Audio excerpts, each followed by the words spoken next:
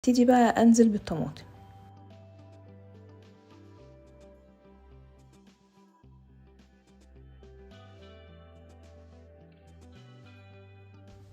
هنرجع نقلب تاني لحد ما الطماطم شوية برضو هتكون طرية، يعني هتكون خلاص بدأت تستوي.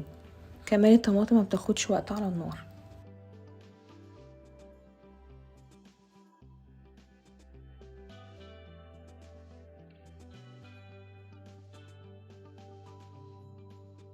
هنا خلاص كل حاجة استوت، فهبتدي بقى انزل بالثوم. ال3 فصوص توم انا فرمتهم كويس جدا وضفتهم.